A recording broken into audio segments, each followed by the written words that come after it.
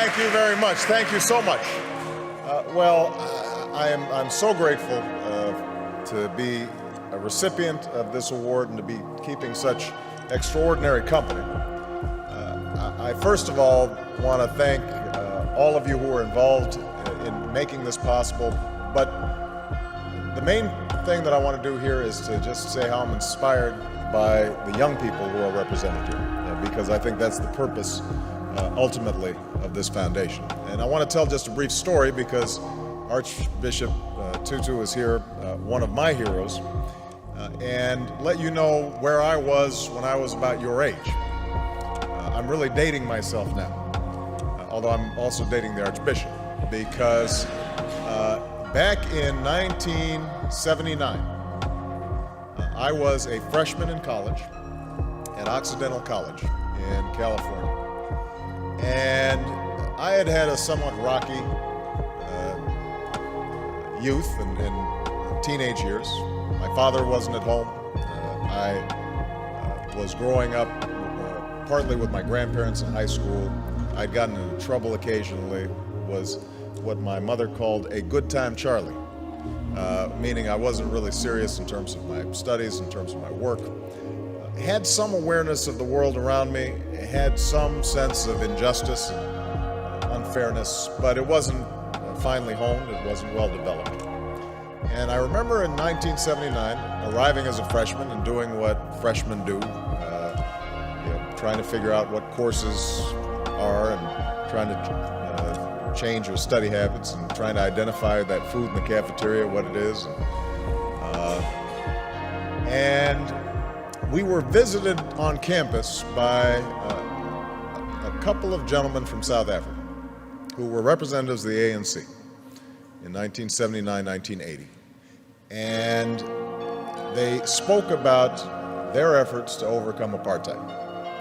And for about an hour, myself and a group of students listened to these young men who were not much older than we were describe the extraordinary struggles they were going through, the sacrifices that were being made, people who were enduring jail and torture and beatings because they had a sense that somehow, some way, justice would prevail.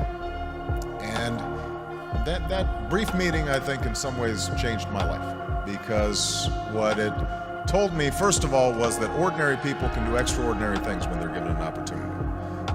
We sometimes think that our leaders have to have fancy degrees or well-educated or some public office somewhere. These young men had none of those things. But what they possessed was a anger over injustice that they were able to channel in a constructive, positive way. And I thought to myself that they gave me some sense of the direction that my life might go. And so I became active in the anti-apartheid movement on campuses. And I'm not sure we were particularly effective. As I recall, Occidental College continued to refuse to divest despite the various protests that we organized as students. I transferred to Columbia, and there was similar resistance on Columbia's campus. But over time, I like to think that I was part of that mosaic that applied pressure and ultimately helped those in South Africa achieve the extraordinary liberation that I would witness almost 10 years later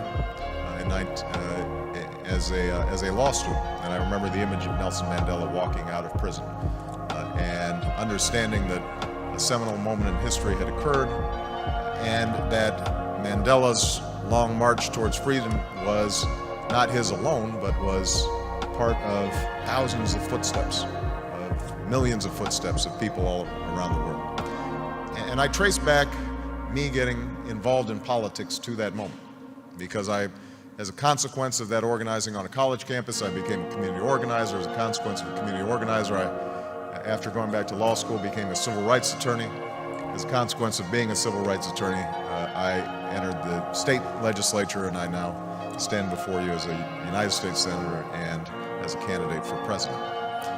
And so the primary message I guess I have in receiving this award is that all of you represent enormous potential and enormous possibility for change, because we all know that injustice still exists.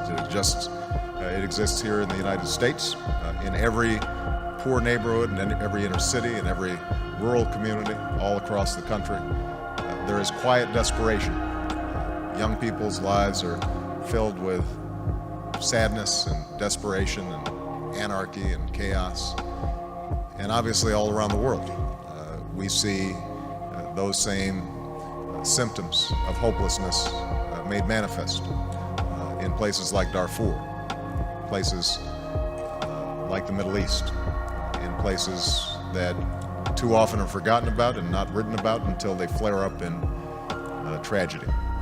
So I hope that all of you who are on the brink of doing extraordinary things decide to channel that talent and that energy and that imagination to figuring out how do you move the process along for a better history. You know, how do you put your shoulder against the wheel and move that boulder up the hill? And I'm absolutely confident that if all of you take up that challenge, the world is waiting for you, ready to be changed. Because I think we live in this moment in history right now where the hunger for change, the hunger for something new, the desire to break out of the ordinary, the self-interested, the petty, the trivial, is everywhere. And they're waiting for you. And so I hope that as you see the recipients of this award, you recognize that